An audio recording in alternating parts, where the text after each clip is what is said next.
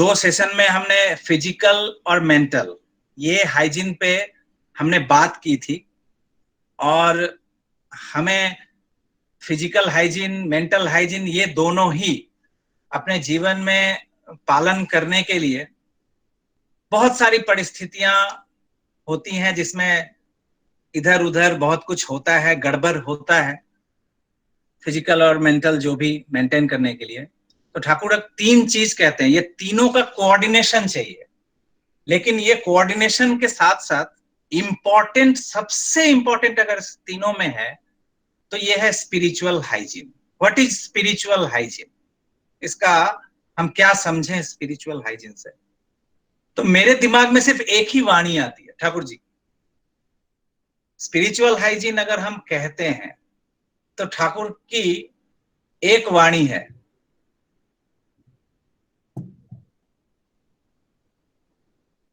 तो ये वाणी सभी जानते हैं।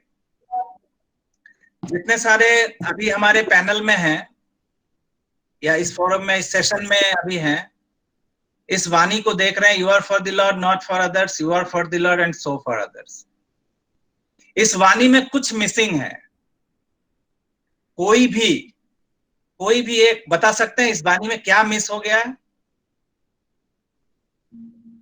इसमें एक बहुत इंपॉर्टेंट कॉमा मिसिंग है। Comma missing. ये कौन बोल रहे हैं? मैंने बोला मनोज जय गुरु। राइट। तो ये कॉमा, यहां पे एक कॉमा मिसिंग है। This comma is spiritual hygiene. बहुत छोटा सा है। आप सोच के देखिए कि you are for the Lord not for others, इसका मतलब क्या है? और ये कॉमा का मतलब क्या है? कॉमा मतलब पॉज, आप रुक जाओ। You are for the Lord not for others. तुम अपने प्रभु के हो और तुम किसी के भी नहीं हो। नोबडी एल्स, कोई नहीं। एक वाणी मुझे याद आती है, ठाकुर जी की वाणी है, आदर्श विनायक में मिल जाएगा आप लोगों को। ठाकुर कहते हैं कि ईश्वर प्रकृति या उच्च प्रकृति, ईश्वर प्रकृति, वो ईश्वर, वो परमात्मा, वो परम शक्ति जब मनुष्य रूप में, जब देह शरीर रक्त मांस संकुल घनीभूत होकर जब आते हैं, वो सोर्स एनर्जी, जब मनुष्य इनकारनेशन में जब हमारे धराधाम पर आते हैं, किस तरह से आते हैं? तो ठाकुर कहते हैं जो ईश्वर प्रकृति और वो उच्च प्रकृति आचार्य विभूति में, मतलब आचरण, अपने जीवन से जो पथ दिखाते हैं, विभूति मतलब होना, तो आचरण करके जो होते हैं, तो वो ईश्वर प्रकृति, उच्च प्रकृति आचार्य विभूति में मूक भाषा में कहते हैं, इन म्यूट लैंग्वेज। ईश्वर प्रकृति या उच्च प्रकृति आचार्य विभूति में मूक भाषा में कहते हैं, मुझे छोड़कर और किसी से भी प्रेम ना करो। ये लाइन, मुझे छोड़कर और किसी से भी प्रेम ना करो, इससे प्राण में व्यथा लगती है। मुझे छोड़कर किसी से भी प्रेम ना करो, प्राण में व्यथा लगती है। और मुझे लेकर हर दुनिया से प्यार करो, हर दुनिया से प्रेम करो, परिचर्या करो, परिवर्धन करो। तो ये जो comma is very important in this message, you are for the Lord not for other. तुम अपने प्रभु के हो और तुम किसी के भी नहीं हो। और ये कंसोलिडेट जब होता है, ये दोनों लाइन, जब इसमें सिद्धि लाभ करते हैं हम, जब एफिशिएंट बनते हैं, प्रोफिशिएंट बनते हैं, तो ऑटोमेटिकली वो बाद वाला दोनों लाइन आ जाता है, you are for the Lord and so for others. This is the optimum of spiritual hygiene. Thakur की वाणी है, कुछ वाणी आप लोगों से मैं शेयर करना चाहूंगा। ये हालांकि गीता का है। तेषां ज्ञानी नित्युक्त एक भक्तिर विशिष्यते प्रियो ही ज्ञानिनो अत्यर्थमहं स च मम प्रियः। ये एक भक्ति, एक के प्रति अनुरक्ति, एकानुरक्ति, यूनिसेंट्रिक अटैचमेंट, जो अब हम लोग उस वाणी के लिए थोड़ी देर पहले कर रहे थे, यूनिसेंट्रिक अटैचमेंट, यूनिसेंट्रिक डिवोशन गीता में स्वीकृत है। और इसी के आगे एक और वाणी है, ये वाणी ठाकुर जी की ये वाणी है कि মনের মানুষ একটু থাকলে আর কি কেউ হয়। तो ठाकुर जी की ये वाणी है कि মনের মানুষ থাকলে একটি আর কি কেউ রয়, চর্যা সেবা চলতে পারে आचरणे किंतु नय। मनमीत यदि एक हो तो कोई और कैसे हो कहीं, चर्या सेवा चल सकती है आचरण में किंतु नहीं। If you have a man of your heart, how can be another person there? Nurture service may at best go on, but not with behavioural gesture. हम इस वाणी को लेकर आगे चर्चा करेंगे। हम और आगे बढ़ते हैं और कुछ वाणी को ले लेते हैं। अगर इस वाणी को और थोड़ा हम लोग जाएंगे बाद में अगर समय होगा। ये आगे ये वाणी है जो कहता है मैं अमुक से प्रेम करता हूं, वह किसी से भी प्रेम करता है कि नहीं संदेह है। जे बोले जे आमी अमुक के भालोबासी, से काउकेई भालोबासे किना संदेह। ये ठाकुर जी की बात है। और जो कहता है मैं अमुक से प्रेम करता हूं, उसे छोड़कर मेरा कोई स्वार्थ नहीं, वह उससे प्रेम कर भी सकता है। वह दुनिया से प्रेम करने पर भी उसके लिए ही प्रेम करता है। प्रेम में शरीक नहीं होता है, शेयर नहीं होता है। It is doubtful whether the one who says this and that person I love loves anyone, and the one who says I love so and so and I have no other interest but him might love him. Even if he loves the whole world, he loves for him only. There is no co-sharer of love. इस पे एक छोटी सी घटना मुझे याद आ रही है। कृष्ण प्रसन्न भट्टाचार्य केष्टोदा, आप सभी जानते हैं। उनके प्रथम सुपुत्र, बड़े सुपुत्र गुरु प्रसन्न भट्टाचार्य आज नहीं है हमारे बीच। ठाकुरबाड़ी में बंगला वाणी का पाठ करते थे। उनका पुकार का नाम था पंडित दा। उनके मुख से सुनी हुई घटना है। वो कह रहे हैं वो जब बहुत छोटे थे, उम्र रही होगी 10, 12 साल, 15 साल पंडित दा का। वो कहते हैं केष्टोदा एक दिन पिताजी उनके बुला के उनसे कहते हैं कि ऐ सुन, ठाकुरेर आमादेर जन्ने की হয় জানিস, কিরকম হয় জানিস? ठाकुर को हम लोगों के लिए कैसा फील होता है, कैसा महसूस होता है जानते हो? तुम यदि किसी स्त्री से, किसी लड़की से अगर प्यार करते हो, एक पुरुष जब किसी स्त्री से प्रेम करता है, स्नेह रखता है, और वो स्त्री जब किसी दूसरे पुरुष की ओर देखती है, तो उस पुरुष के मन में क्या होता है? हमारे लिए ठाकुर का एग्जैक्टली वही होता है। जो एक पति अपने पत्नी से बहुत प्यार करता है और वो पत्नी जब किसी पुरुष की ओर ज्यादा केयर या ज्यादा अफेक्शन दिखाती है, तो उस पुरुष के मन में क्या होता है? हमारे प्रिय परम इष्ट जो है, एग्जैक्टली वही होता है। को शेयरर, ईश्वर एक्सक्लूसिव पोसेशन चाहते हैं हमारा, कोई शेयरिंग नहीं, एक्सक्लूसिव। तो इसलिए एक और घटना है, लेकिन हम फिर बाद में चर्चा करेंगे।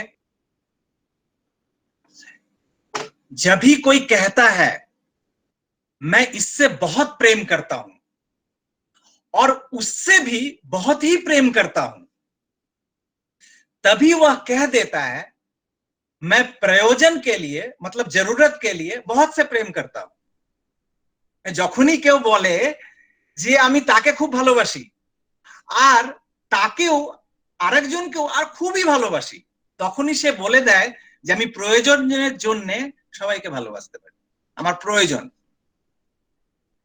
पुनः जब भी कोई कहता है मैं अमुक से प्रेम करता हूं, उनके प्रिय हैं जो, वे भी मुझे अच्छे लगते हैं। दुनिया में जो कुछ भी उसके प्रयोजनीय है, उनके प्रयोजनीय है, मंगलकर है, सब कुछ मेरा प्रिय है। इस प्रकार से एक के लिए बहुत से प्रेम करना यही संभव एवं स्वाभाविक है। पुनः कोई यदि कहता है मैं एक व्यक्ति से प्रेम करता हूं, दुनिया के और किसी से भी प्रेम नहीं करता हूं, इसका अर्थ ही है वह एक व्यक्ति से भी प्रेम करता है कि नहीं संदेह है। कारण प्रेम करने के लिए ही उनके लिए जो भी कल्याणकर है, शुभ संदीपी है, उसमें मनुष्य स्वतः चेष्टाशील रहता है। यही प्रेम का स्वभाव है। प्रेम इस तरह से ही अपनी परिचर्या से क्षेम सुंदर तर्पणा में, वैधि विनायन में, भर दुनिया में फैलता रहता है। मुख्य रहते हैं वे एक ही, जो उसके लिए अद्वितीय है। आगे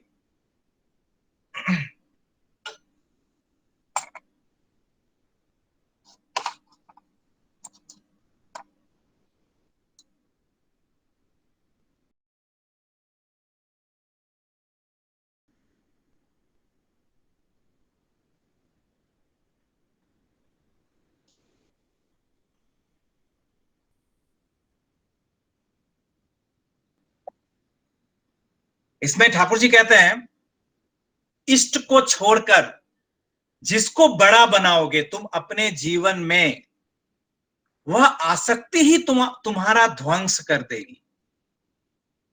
और वे यदि नहीं रहते हैं, उनका यह वियोग तुम्हारे सीने में शूल की तरह लगेगा। तुम्हारे जीवन में ऐसा कोई भी नहीं रहेगा जिसको गले लगाकर तुम उस शोक से स्वयं को संभाल सको।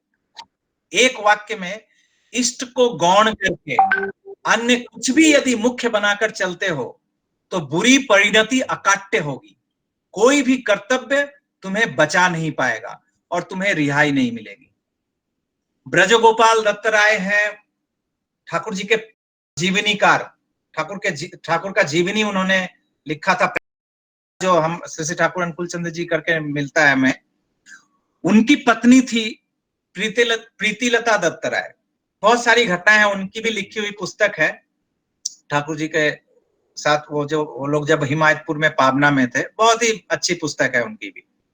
उनके जीवन की एक घटना है, सांसारिक जीवन से बहुत ही कुछ कारण से मन दुखी था, कष्ट था, तो ठाकुर के पास आकर रो रही थी। जो घटना सबको बोल के कुछ मन में कष्ट था, तो ठाकुर उनसे कहते हैं कि सुनो लक्ष्मी, इष्ट होलेन तुम्हार बेशरीक परमात्मीय। इष्ट जो हैं वो तुम्हारे बेशरीक परमात्मीय है। तो वो पूछती हैं कि ठाकुर बुझलाम ना, ठाकुर ये समझ में नहीं आया आपने क्या कहा। तो ठाकुर कहते हैं कि परम आत्मीय का मतलब होता है कि तुम्हारे आप जो कुछ भी है, तुम्हारा अपना बोल के, परम आत्मीय बोल के जो कुछ भी है, तुम्हारा आत्मीय बोल के, तुम्हारे आत्मीय बोल के जो कुछ भी है, उन सभी में श्रेष्ठ हैं तुम्हारे इष्ट। मतलब मेरे माता पिता, भाई बहन, बंधु, जो भी पति पत्नी, बच्चे, जो कुछ भी हैं, उन सभी में श्रेष्ठ स्थान, श्रेष्ठ आत्मीय है प्रभु, इष्ट। दैट्स व्हाई ही इज परम आत्मीय, इसलिए उनको कहते हैं परम आत्मीय। और बेशरीक, ठाकुर कहते हैं बेशरीक का मतलब है कि मतलब उस स्थान पर और कोई भी या और कुछ भी नहीं बैठ सकता। मतलब इष्ट के बदले उस स्थान को, उस जगह को कोई भी नहीं ले सकता, या कोई भी जीवन में ऐसा आकर्षण मेरा नहीं हो सकता जो मेरे इष्ट का जगह ले सके। दैट्स व्हाई ही इज बेशरीक। उनका कोई शेयर है ही नहीं, उनका कोई alternative, there is no alternative of him. That's why he is बेशरीक। और ठाकुर अंतिम लाइन कहते हैं उनको, जो ये लाइन अभी आया था आलोचना प्रसंग में, जो ठाकुर कह रहे हैं ध्वंस, ठाकुर उनको कहते हैं कि শোনো, আর যদি এইরকম ভাবে না চলো তাহলে কোন দিক দিয়ে সর্বনাশ এসে যে সাবার করে চলে যাবে বুঝতেও পাবে না, টেরও পাবে না। अगर इष्ट को अगर परमात्मीय बेशरीक बनाकर अगर नहीं चलते हो तो सर्वनाश किधर से आकर जो तुम्हें समाप्त करके चली जाएगी तुम्हें पता भी नहीं चलेगा। तो ये है स्पिरिचुअल हाइजीन। नेक्स्ट, आए थे हरि भजन को ओटन लगे कपास। मुझे एक घटना याद आती है, हालांकि घटना लाइटर मोड में है लेकिन बहुत ही सीरियस घटना है। हमारे सत्संग के ही जब ठाकुर जी हिमायतपुर में थे तो वहां एक केस्टो दास बोल के एक व्यक्ति थे, जो कि जब ठाकुर के संग में रहते रहते रहते रहते कुछ स्पिरिचुअल गेनिंग हुआ तो वो खुद को ही भगवान समझने लगे और कहने लगे थे कि मैं भी, वो ठाकुर में जो शक्ति है वो सब मुझ में आ गई है। और वो तरह तरह से वानियां देते थे, तरह तरह से हिपोक्रेट टाइप ऑफ पर्सन वो बन गए थे करीब करीब। तो ठाकुर जानबूझ के लोगों को भेजते थे कि ना ना जाओ जाओ वो केस्टो दास के पास जाओ, उसके पास भी बैठो, उसके पास भी जाओ। ठाकुर और लोगों को भेजते थे। तो ये घटना बहुत बाद में, फिर वो केस्टो दास का जीवन मैंने सत्यानाश हो गया, वो हिमायतपुर से फिर चले गए, उनका जीवन मैंने दुर्विषह हो गया, नष्ट भ्रष्ट हो गए जीवन में नकल करते करते वैसा ठाकुर का। और ये तो जिस समय देवघर में ठाकुर बैठे हुए हैं तो एक व्यक्ति, विदग्ध व्यक्ति और ठाकुर के बहुत ही प्रिय भक्त, मैं नाम नहीं ले रहा हूं, शायद बहुत लोगों को पता भी होगा, मैं अभी नाम नहीं लेना चाहता हूं। तो जब चर्चा हो रही थी अचानक केस्टो दास की चर्चा उठी कि केस्टो दास जिस समय वो थे तो उस समय बहुत सारे लोग जाया करते थे।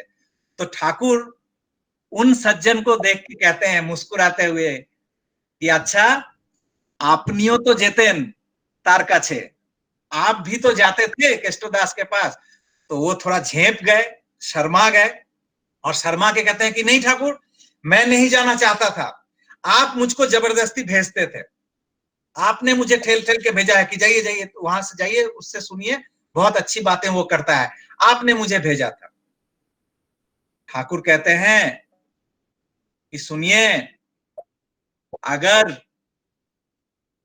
आपकी स्त्री को अगर आप कहते हैं कि वो पुरुष जो है वो बहुत अच्छा है, तुम उसके पास जाओ, तो स्त्री क्या जाएगी?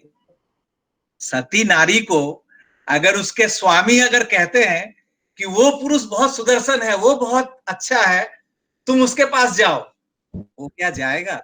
वो क्या जाएगी कभी? तो ये वाणी जो है ठाकुर जी का अभी जो स्क्रीन पे है, कि इस वाणी का बांग्ला वर्जन भी है कि बास्ते भालो एशे रे तुई, बास्ते भालो एशे रे तुई, बासली भालो कारे, प्रतिदानेओ ताई पाबी तुई, मोजली निये जा रे। प्यार करने आकर के तुम प्यार कर बैठे किससे?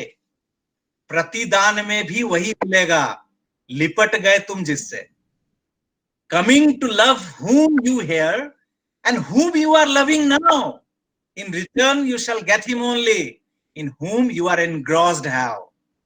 Next, इसके आगे वाणी इसी के लगभग ऐसी ही वाणी है कि बासली जारे भालो रे तुई, तारे किंतु मिल्लो। অন্য নিয়ে সেই উপভোগ পেতে করলি কল্পনা, তার পাওয়া তোর চাওয়া নিয়ে মনটি হলো জটিলা, বিকৃত তোর টানটি হলো गति হলো कुटिला। प्यार जिससे तुमने किया उसको तो प्यार मिला नहीं, उपभोग करने की कल्पना किया तुमने किसी और से ही, चाहा जो और पाया जो तुमने इनसे ही मन हुआ जटिला, विकृत तुम्हारा लगाव हुआ गति भी हो गई कुटिला। आगे, whom you suppose to love in life, he never gets your care. Fancifully, ever with another one, you are seeking pleasure. With your crave and what you gained, your mind becomes intricate. Thus, your love has become perverted, so your motion be crooked. आगे, व्याहत, ये बहुत ही important वाणी है, ये बहुत ही important वाणी है। Complex, हम जो विकृत होते हैं, परवर्शन कैसे आता है लाइफ में। व्याहत जिनकी मानस दीप्ति, विकृत जिनके चलन, इष्टासन पर सदगुरु के बिना होता क्या शिष्ट मन। ये मानस दीप्ति जो है, ये मेंटल डिस्पोजिशन, अगर हम एक केंद्रिक नहीं रहते हैं, एक नैष्ठिक नहीं रहते हैं, अगर वो निष्ठा अगर एक के प्रति नहीं है, तो ये बाइफर्केटेड माइंड जो है ये विकृत, यहीं पे डिस्टोर्शन आता है। और उस डिस्टोर्शन से बचने के लिए पुनः अगर सदगुरु को अगर इष्टासन के स्थान पर अगर नहीं बिठाएंगे, मन शिष्ट होने को नहीं है। Whose mental disposition is baffled indeed and whose conduct is distorted, if the true master is not presided as the Lord, can his mind be benignly regulated?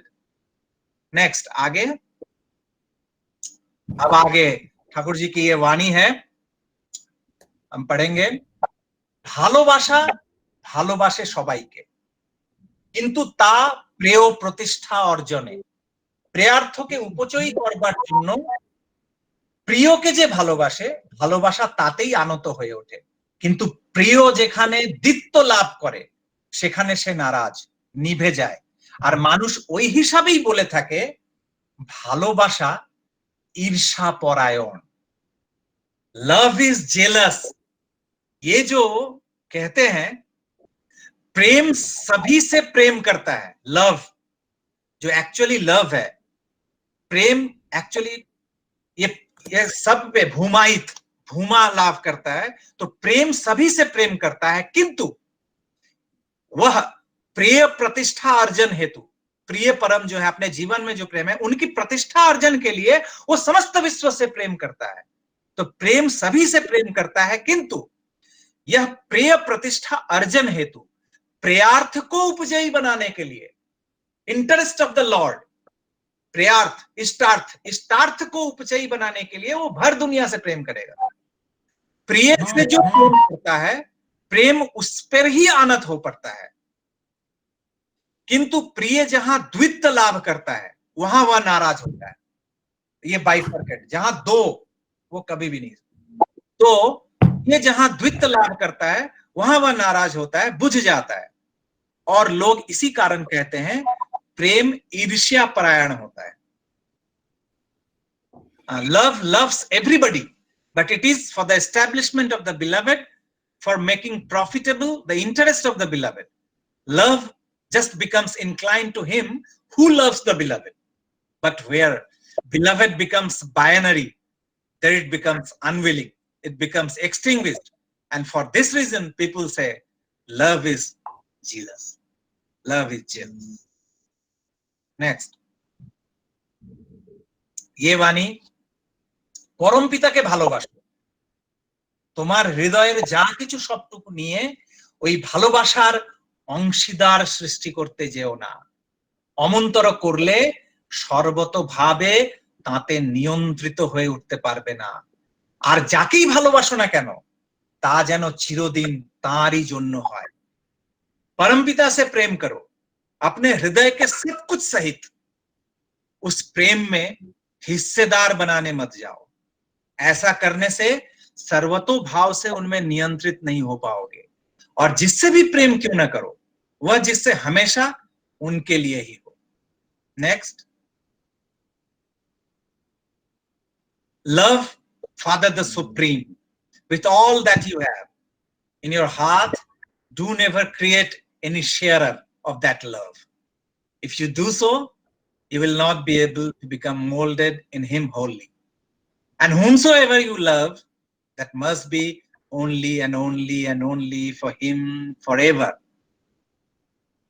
Next. अच्छा, ये जितनी सारी बातें हुई, हम ये जो इष्ट के प्रति एकानुरक्ति, तो भक्ति, भक्ति श्रेष्ठ कहते हैं, भक्त शिरोमणि। पूरे इतिहास, सृष्टि के इतिहास को अगर देखते हैं हम, तो भक्त शिरोमणि किसको कहा जाता है? हनुमान। अर्जुन भी हैं, लेकिन अर्जुन को कोई वो सखा होके ही रह गए हैं, भक्त नहीं है। भक्त का नाम अगर कहीं पे आता है तो वो हनुमान का आता है।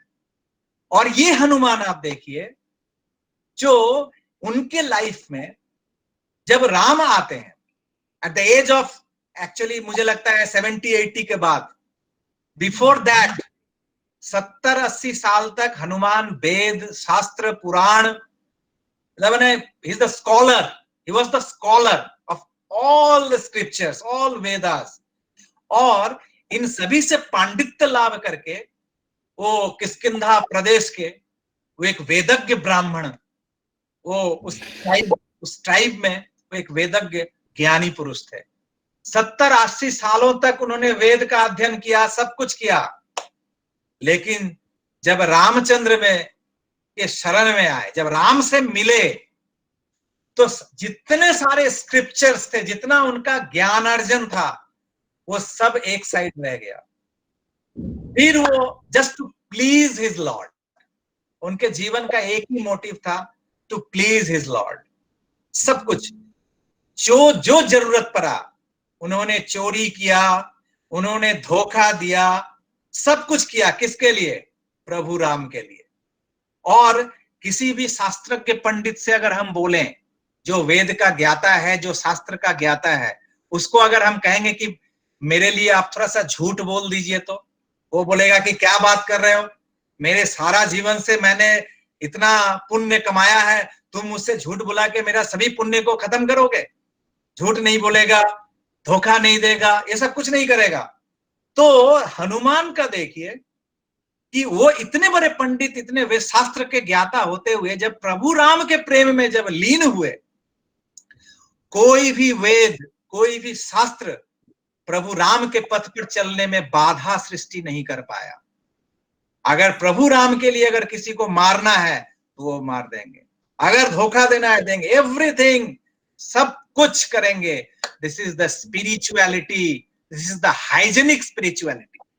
हाँ, कुछ बोल रहे हो क्या? मैं यहाँ के उदाहरण देना चाह रहा हूँ। ठाकुर जी आलोचना प्रसंग में बोले हैं कि एक बार रामचंद्र जी हनुमान जी को बोलते हैं कि इतना युद्ध करके क्या फायदा, लोक खेल होगा, तो चलो लौट के चले जाते हैं। तो हनुमान जी बोलते हैं, प्रभु आप तो लौट सकते हैं, लेकिन माता सीता को बिना उद्धार किए हुए मैं नहीं लौट सकता। मतलब अपने प्रभु का स्वार्थ के लिए प्रभु का बात को भी वो नहीं मान के आगे बढ़े, इसी को बोलते हैं। Right, this is spiritual hygiene. यही है स्पिरिचुअल हाइजीन। अगर स्पिरिचुअलिटी है और अगर ये सेंस नहीं है, अगर इष्ट के प्रति ये आंतरिकता नहीं है, तो फिर स्पिरिचुअलिटी है, हाइजीन नहीं है, अनहाइजीनिक स्पिरिचुअलिटी है। ऐसे बहुत सारे क्षेत्र में उदाहरण अच्छा याद दिलाया जयदीप ने। इसी पे मुझे और एक बात याद आती है, ठाकुर जी की ही है, जो देखो जिस समय सीता को उद्धार करके जब ला रहे थे, तो परीक्षा की घड़ी आ गई। बहुत सारे लोग बोलने लगे कि उनकी शुचिता पे, चेस्टिटी पे, सतीत्व, जो इतने दिनों तक वो राक्षसों के बीच एक दूसरे जगह पर थी मां सीता, तो इनको कैसे ग्रहण कर सकते हैं, इनको परीक्षा देना होगा। और राम तो मर्यादा पुरुषोत्तम राम, जो वो अपना अगर प्रजा के लिए, समाज के लिए, देश के लिए, राष्ट्र के लिए, पूरी दुनिया के लिए अगर खुद को सैक्रिफाइस करना पड़ रहा है, अपने को, तो वो सैक्रिफाइस कर देते हैं। दूसरे को बचा लेंगे लेकिन खुद को नहीं बचा पाते, अपनी रक्षा हो। इसलिए ठाकुर जी की एक वाणी है, खैर चर्चा और भी बहुत दूसरे तरफ चली जा रही है, लेकिन ये जरूरी है बोलना। ठाकुर कहते हैं strongest the girdle mightiest the profit. जिस प्रॉफिट का गर्डल जितना ज्यादा स्ट्रांग होगा वो प्रॉफिट उतने स्ट्रांग होंगे। महात्मा बुद्ध के संबंध में ठाकुर ने कहा था, जब उनका महाप्रयाण हो गया था तो ठाकुर कहते थे कि वो सुअर का मांस जो था एक भक्त ने बना दिया था, वो जा रहे थे और उसी सुअर का मांस खा के उनका तबीयत खराब हो गई थी, जिसके कारण उनका डेथ हुआ था। तो ठाकुर इस घटना पर ठाकुर ने कहा था कि वो खुद की रक्षा खुद नहीं कर सकते। अगर उनके शिष्य वर्ग जो थे, जो साथ में जा रहे थे और किसी शिष्य के यहाँ वो ठहरे, तो उन्होंने सभी शिष्य को मना कर दिया, उन लोगों को नहीं खाने दिया। लेकिन वो जो भक्त था, जिसने बनाया था इतने प्रेम से, अगर नहीं खाते उसका मन दुखी हो जाता, इसलिए महात्मा बुद्ध ने खुद खा लिया, लेकिन अपने साथ जो पारिषद वर्ग थे उनको नहीं खाने दिया। तो ठाकुर कहते हैं कि अगर वो पारिषद वर्ग अगर स्ट्रांग होते, वो गर्डल अगर स्ट्रांग होता, तो उनको चाहिए था उनकी रक्षा करना। तो ईश्वर वो खुद की रक्षा खुद नहीं कर पाते। तो इस पे ठाकुर कहते हैं कि सीता का जब उस अग्नि परीक्षा पे जब सीता को खड़ा किया गया, राम नहीं खड़ा किया सीता को, क्योंकि सीता एक्चुअली उनके अपने ही शरीर के अंग थे, वो अपने ही थे। हनुमान, वहां जितने सारे लोग थे, एकमात्र हनुमान थे जो कि राम के विरुद्ध में खड़ा हो गए और राम से बहस करने लगे। जो हनुमान राम के लिए एक बार भी नहीं सोचेंगे, अगर राम कहेंगे कि तुम इस पहाड़ से कूद जाओ, वो कूद जाएंगे, एक बार भी पलक नहीं झपकाएंगे या दिल नहीं कांपेगा। वो हनुमान जिंदगी में पहली बार राम के विरुद्ध खड़ा हो गए थे सीता के लिए, कि ये जो आप कर रहे हैं, दिस इज इनजस्टिस, ये अन्याय कर रहे हैं आप, ये आप एकदम सही नहीं कर रहे हैं माता सीता के विषय में आप प्रश्न उठाकर। लेकिन वो तो राम तो मर्यादा पुरुषोत्तम, समाज और राष्ट्र को देखते हुए। तो आप देखो कि हनुमान राम के भी विरुद्ध क्यों खड़े हो गए, इसलिए खड़े हो गए कि जानते हैं कि ये सीता को जो अग्नि परीक्षा में राम आज खड़ा कर रहे हैं, पूरी दुनिया में अगर सबसे ज्यादा दुखी अगर इस विषय पर कोई है तो वो राम ही है। वो खुद को कष्ट दे रहे हैं, वो खुद पर अन्याय कर रहे हैं विश्व समाज राष्ट्र के लिए, और इसीलिए उस समय हनुमान राम के भी विरुद्ध। This is the spiritual hygiene.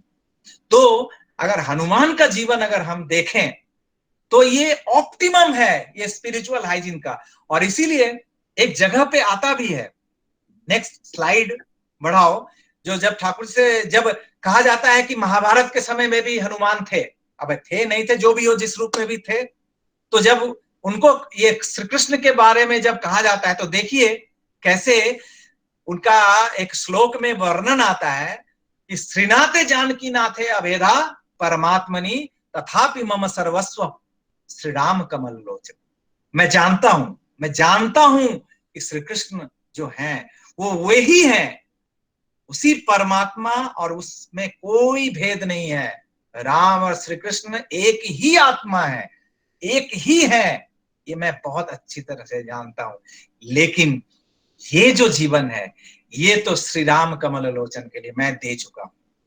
मैंने जब ठाकुर जी भी इस बात की चर्चा करते हैं तो डेडिकेशन क्या होता है, सतीत्व क्या होता है, चेस्टिटी क्या, सिंपल वर्ड अगर हम कहें कि हमारा रिलेशन ठाकुर के साथ, हमारा रिलेशन फैमिली लाइफ में बहुत सारे रिलेशंस हमारे हैं। मेरे भाई हैं, मेरी बहन है, मेरे पति हैं, पत्नी है, माता है, पिता है, बंधु हैं। अगर मैं आप सबसे पूछूं या मैं खुद से पूछूं कि इन सांसारिक रिश्तेदारी में, इन सांसारिक रिलेशनशिप में किस रिलेशनशिप को मैं अपने इष्ट के साथ, ठाकुर के साथ रिलेशनशिप इन कंपैरिजन में हम जा सकते हैं, हम तुलना कर सकते हैं कि हाँ ठाकुर हमारे ये हैं, तो मुझे सिर्फ एक ही बात याद आती कि ठाकुर मेरे पति हैं, ही इज माई हस्बैंड, वो मेरे स्वामी हैं। एक ही मात्र, न पिता, न भाई, न बंधु, न सखा, कुछ नहीं। अगर स्पिरिचुअल हाइजीन में अगर एक संबंध आता है, आध्यात्मिक अगर सुचिता, का एक अगर रिलेशनशिप आता है तो वह है सती नारी का अपने पति के प्रति, अपने पुरुष के प्रति जो संबंध है, इष्ट के प्रति हम सभी का वही संबंध है। हाँ, ये मीरा का जो लाइफ था, ये एक एग्जाम्पल है हमारे जीवन में, जो एक्चुअली ठाकुर जी का कहना भी था कि मीरा चूंकि बचपन से ही श्री कृष्ण को समर्पित हो गई थी, उनको शादी देना ही ये अन्याय हुआ था, चूंकि वो बचपन से समर्पित थी। तो ये जो मीरा का जो रिलेशनशिप है श्री कृष्ण के साथ, हम सभी का रिलेशनशिप अगर हम तुलना करें इन कंपैरिजन, तो एकमात्र यही रिलेशन के साथ हमारे इष्ट का रिलेशनशिप हम इन कंपैरिजन में जा सकते हैं, जो कि ये है। ये तो बात हुई रिलेशनशिप का, जो हमारे इष्ट किस स्थान पर हमारे जीवन में आते हैं। यहां पे एक यूजेस द ग्रेट मैन, ये राल्फ वाल्डो इमर्सन की एक किताब थी, जिसमें यहाँ पे उनका लिखा था, we need not fear any excessive influence. बहुत सारा ये होता है प्रेशर, दबाव होता है संस्कार। ठाकुर जी की एक वाणी है कि एकमात्र परम पुरुष के संस्कार छोड़ के और जितने सारे संस्कार हैं सभी बंधन है। तो यहां ये कहते हैं, we need not fear any excessive influence, a more generous trust is permitted, serve the great, stick at no humiliation, grudge no offense thou canst render, be the limb of their body, the breath of their mouth, compromise thy egotism, never mind the thought of Boswellia, be another, not thyself, but a Platonist, not a soul, but a Christian, not a naturalist, but a Cartesian, not a poet, but a Shakespearean। तो कहना यह है कि आध्यात्मिक बनने से अच्छा है कि आध्यात्मिक इन द ब्रॉडर सेंस कि मैं धार्मिक हूं, मैं आध्यात्मिक हूं, इस सेंस से अच्छा है कि you are for the lord. कि और किस लॉर्ड? लिविंग आइडियल, जो अभी युग पुरुषोत्तम जो हमारे समक्ष हैं, उनको, उस लिविंग बीइंग को, जैसे लास्ट लाइन बहुत इंपॉर्टेंट यहां पे आता है, not a poet but A Shakespearean. In general मैं पोएट हूं नहीं, किसी एक धारा, किसी एक लिविंग एक पर्सन, और उसको जब हम जीवन में लेके चलते हैं, दैट इज द सुचिता। और नहीं तो वही beware of the man who is God in the skies. अगर अनलिमिटेड अगर अट्रैक्शन होगा, अनलिमिटेड अगर सोर्सेज होगा पहुंचने का, तो फिर मुश्किल है ये आध्यात्म। जो भी हो, बातें बहुत सारी हैं, एक एक चीज सामने जो था मुझे समझ में आया वो मैंने रखा आप लोगों के समक्ष। अब अगर ऐसे ओपन है, हमारे बीच में बहुत सारे लोग हैं, अगर इस विषय पे अगर चर्चा करना चाहते हैं कि अमीर दादा कुछ बोलना चाहते हैं, तो उनको बोलने, हम लोग ट्रांसलेट कर देंगे हिंदी में। हाँ अमीर बोलो। হ্যাঁ হ্যালো, হ্যাঁ বলো। হ্যাঁ জয়গুরু। আমি ওই প্রথম যে বাণীটা ছিল চলার সাথে, ওই যে বাণীটা নিয়ে আমি বলতে চাইছিলাম, একটা ঘটনার কথা মনে পড়লো হঠাৎ করে। আচ্ছা, ওই চলার সাথে ওই বাণীটা, এখন আমরা এটা নিয়ে চর্চা করছি, এটা নিয়ে হ্যাঁ আমি তখন এটা সম্বন্ধে কিছু বলুন, এটা সম্বন্ধে যদি কিছু বলার আছে তো বলুন। হ্যাঁ বলো। Spiritual hygiene. হ্যাঁ বলো। স্পিরিচুয়াল হাইজিন নিয়ে যেটা ফিল করলাম, এতক্ষণ ধরে অনেক কিছু শুনলাম, যে নতুন করে আর কিছু বলার নেই। তবে এইটাই বলতে চাই যে আমার জীবনে যে যদি প্রিয় পরম যদি সর্বস্ব যতক্ষণ না হবে, ততক্ষণ পর্যন্ত আমি অন্য কাউকে ফিল করতে পারবো না। মানে সেই ঠিক মানে বোঝাতে পারছি না ঠিক করে। हाँ बुझेছি, কথাটা বুঝেছি। हाँ मनोज दा आप आइए।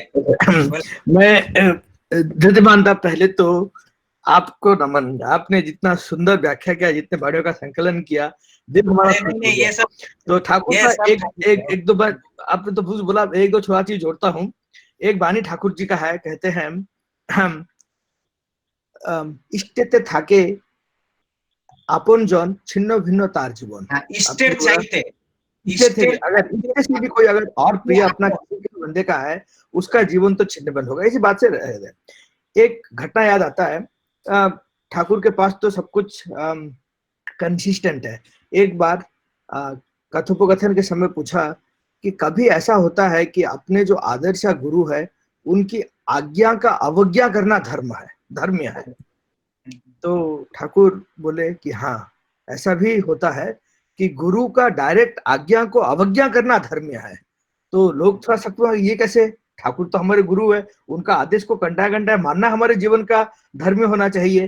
बोले कि अगर प्रभु अब गुरु के जीवन पर आतंक हो और तब बोल रहे हैं कि नहीं तुम लोग जाओ अपने को बचाओ, उस समय उनके जीवन को रक्षा करना, उनके आज्ञा का अवज्ञा करके उनके जीवन को रक्षा करना धर्म है।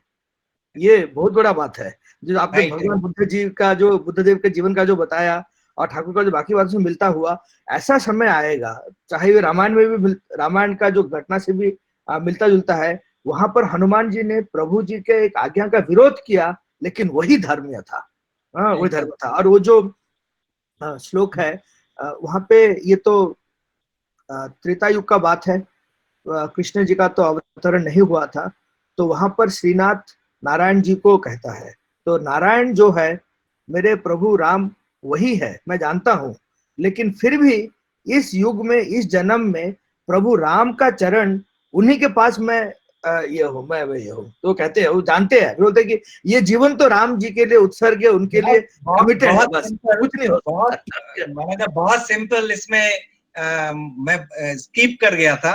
एक्चुअली बातें चलती है तो अच्छा लगता है, ये नहीं तो खुद बोल रहा हूँ ना, बहुत चीज निकल जाता है। ये जो आपने कहा मुझे याद आ गई, जो बात मैं मिस कर गया था। वहां पे उस पॉइंट पे जो ये श्रीनाथ जानकीनाथ है परमात्मनि अभेदा, यहाँ पे आप देखिए, अगर प्रैक्टिकल लाइफ में हम इसको देख सकते हैं।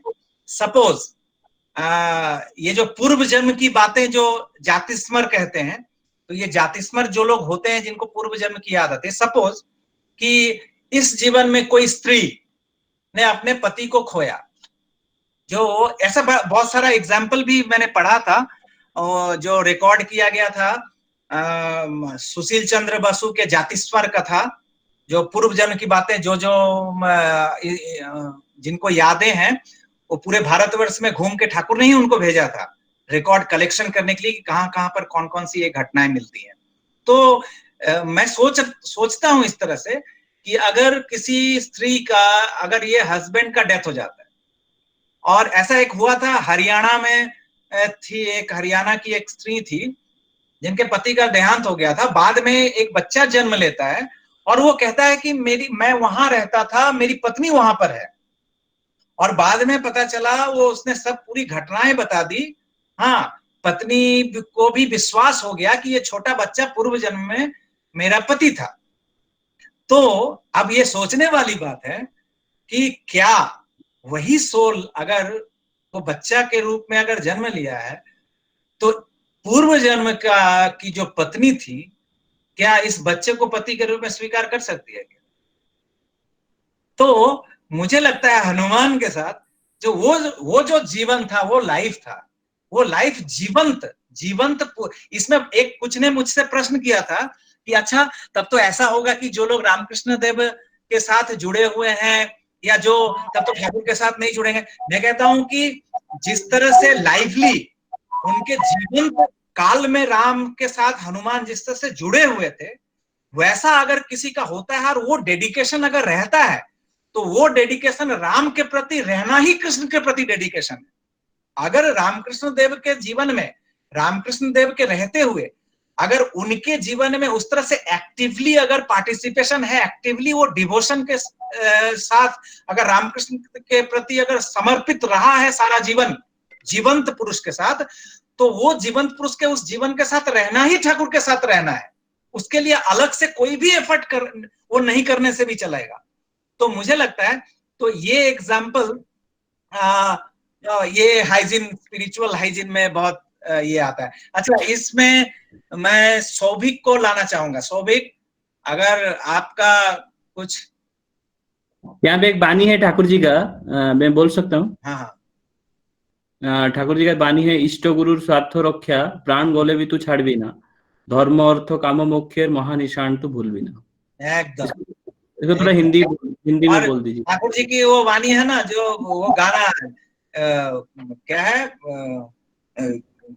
हरि नाम सदा गाई रे, हमें वेद विधि छाड़ी वेदोना हमें हरि। वेद विधि छाड़ी। हाँ, ये वेरी इंपॉर्टेंट, ये ठाकुर जी अद्भुत, ये गाना अद्भुत गाना है कि हमें वेद विधि छाड़ी वेदोना हरि हरि नाम सदा गाई रे।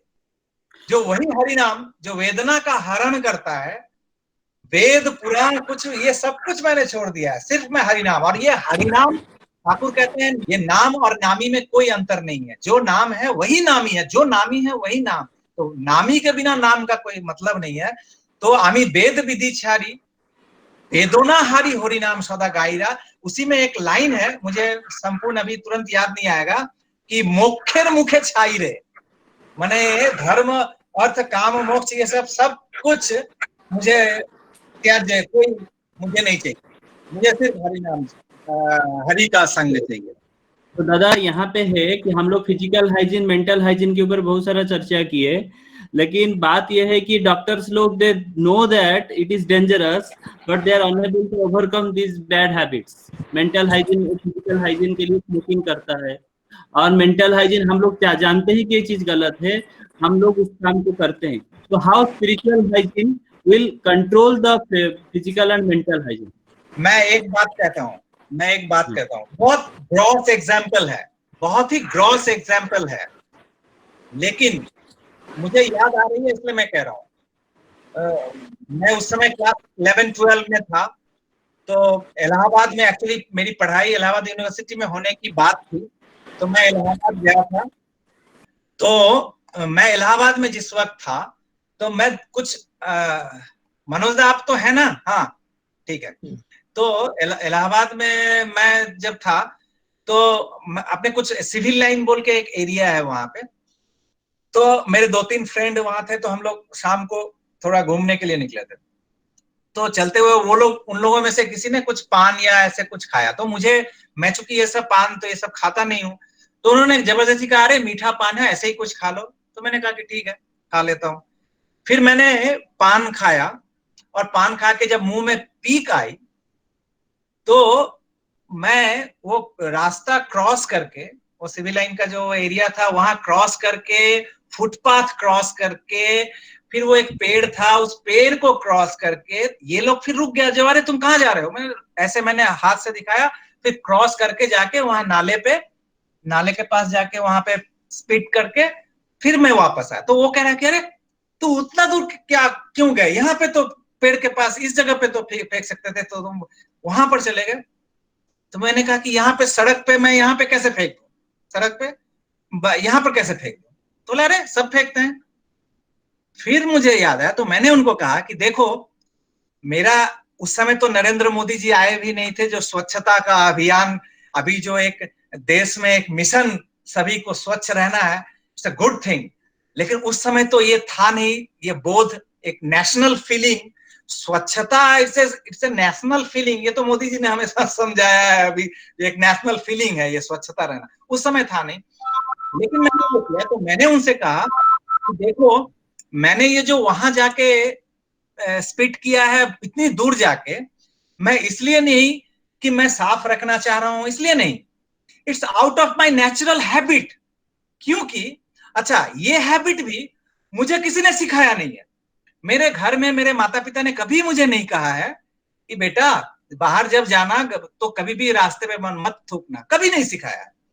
मैं एक ऐसे जगह पे रहता हूं, मैं ठाकुरबाड़ी में रहता हूं, मैं आश्रम में रहता हूं, तो ठाकुरबाड़ी का जो ये पूरा प्रेमिसेस है, यहाँ भी ये रोडवेज लाइक है, चौड़ी सड़क है, लाइक टाउनशिप में जो होता है। तो हम ठाकुरबाड़ी में सड़क पे रास्ते पे नहीं थूकते, हम ठाकुरबाड़ी में सड़क पे कोई भी वेस्टेज नहीं फेंकते। और ये हमारी आदत फ्रॉम वेरी चाइल्डहुड, जब एकदम छोटा सा था उसी समय से ये आदत है कि हम सड़क पे कुछ गंदा नहीं फेंकते, सड़क पे थूकते नहीं। और ये जो नेचुरल हैबिट बनी, जब मैं बाहर गया तो मेरा यही रिफ्लेक्ट हुआ। तो मेरा कहना है दिस इज स्पिरिचुअल।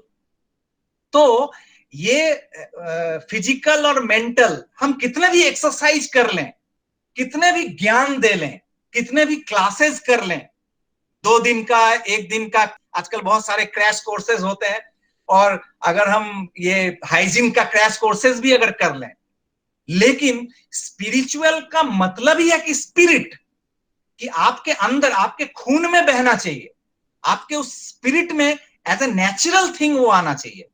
हम बार बार कहते हैं कि अजपा नाम, ये अजपा नाम में करोड़े नेशा। व्हाट इज अजपा नाम? तो दैट मीन्स कि अजपा मतलब जो जपना नहीं पड़ेगा। तो अगर जप, तो हम तो जप रहे हैं, हम तो रेगुलरली जप रहे हैं, और कुछ भी बोलिए, हाँ ठीक है, मेरा ऑर्गन नहीं हिल रहा है, मानस ही है, लेकिन स्टिल हम मानस में भी तो जप रहे हैं, वो क्रिया तो हम कर रहे हैं, तो ये तो अजपा नहीं हुआ। तो व्हाट इज अजपा? तो मेरे मुझे एक एग्जाम्पल समझ में आता है कि अगर ये सब इस कुछ डिस्प्यूटेड हो सकता है, क्योंकि साइंस कहां तक पहुंचा है नहीं पहुंचा है उतना ज्ञान मुझे नहीं है, कि लाइफ का अगर पहला बिगिनिंग अगर हम सोचें, सृष्टि का प्रथम, तो अगर एक सेल अगर जिंदा रहा होगा और वो एक सेल मर गया होगा, सृष्टि हुआ, क्रिएट हुआ, मर गया, एक ब्रीथ, जस्ट एक ब्रीथ उसको आता था, उसके बाद नहीं आता था, वो एक ब्रीथ कहा, मर गया। फिर सृष्टि हुआ, 2 ब्रीथ, मर गया। फिर क्रिएट हुआ, 3 ब्रीथ, मर गया। तो इस तरह से क्रिएशन का जो अगर स्पेयर हम देखें, ये ब्रीथ करते करते करते करते करते करते करते करते बिलियंस ऑफ ईयर्स, ये ब्रीदिंग चलते चलते चलते आज जो ये ब्रीदिंग है, हम सांस लेते नहीं है, सांस चलता है। लेकिन अगर साइंस विज्ञान की भाषा में अगर बोले तो हम सांस ले रहे हैं, लेकिन ये लेना thousands and thousands of years से, हमारे पूर्वज मनुष्य या किसी भी, वो सब लेते लेते आज हमारे लिए अजपा की तरह हमें सांस लेना नहीं पड़ता, ये सांस ऑटोमेटिकली चल रही है। लेकिन अगर विज्ञान की भाषा में, मुझे नहीं पता कहां तक मैं सही बोल रहा हूं, गलत बोल रहा हूं, लेकिन विज्ञान की भाषा में एक्चुअली इस वॉलंटियर मैं ले रहा हूं, लेकिन ये लेना मेरा इतना ज्यादा इंस्टिंक्टिव हो चुका है, ये पता नहीं चल रहा है कि मैं ले रहा हूं, ये ऑटोमेटिकली ये शायद इवॉल्व करके ऐसे ही हम बन गए। तो शायद ये बीज मंत्र का ये जो हम स्वैच्छिक रूप से लेते हैं, ये भी किसी एक दिन, किसी एक जन्म, ये जन्म के बाद generation after generation, generation after generation, अगर हम इस मंत्र का, हो सकता है कि बाद वाले जनरेशन में जो बच्चा जन्म लेगा, वो जन्म लेगा इसी नाम के वाइब्रेशन के परिवेश में। जो ठाकुर कहते थे, जो ठाकुर ने जब जन्म लिया था, बोलता तो मैं तो गर्भ से ही ये नाम मैं ले रहा हूं। तो ठाकुर तो खैर वो नाम ही है, माने ही इज दैट वाइब्रेशन, वो स्पंदन, वो आदि स्पंदन, अगर आदि चेतना अगर कहेंगे तो वो ही है। वो मैं इन कंपैरिजन में नहीं जा रहा हूं, लेकिन मनुष्य रूप में जो जो घटित हुआ है उनके लाइफ में, अगर उसको हम लें, तो उस दृष्टि से अगर हम एक ऐसा माहौल तैयार करें कि इसी वाइब्रेशन में सोल आएगा, वो जो जन्म लेगा उसी वाइब्रेशन में लेगा, तो ये माहौल जब आएगा, वो स्पिरिट अगर क्रिएट हो जाता है, तो ये हेल्थ, ये फिजिकल हाइजीन और जो मेंटल हाइजीन के लिए हम इतनी एक्सरसाइज कर रहे हैं, वो ऑटोमेटिकली ये आ जाएगा। लेकिन स्टिल ठाकुर कहते हैं कि ये स्पिरिट को भी लाने के लिए, ये जो स्पिरिचुअल थिंग्स है, इसको भी लाने के लिए to some extent physical hygiene चाहिए, to some extent mental hygiene चाहिए। तो ये एक्चुअली ये तीनों का कॉम्बिनेशन जो है, ये तीनों का कॉम्बिनेशन, लेकिन बेसिक जो है, जो मैच जो है, वो जलेगा, ये जल उठेगा, वो इग्नाइटिंग फोर्स लेकिन है ये मुझे लगता है स्पिरिचुअल हाइजीन। तो खैर सौभिक, मैं चाहूंगा आप थोड़ा सा कुछ बोलो इस पे, मैं बहुत बोल चुका, और हमारे इस सेशन में सौभिक अभी बहुत लोगों के पसंदीदा व्यक्ति बन चुके हैं। ठीक है, ठीक है। आप कुछ बोलने का मतलब बाकी नहीं रहा, तो सुनता ही रहा, वो बहुत अच्छा लग रहा था।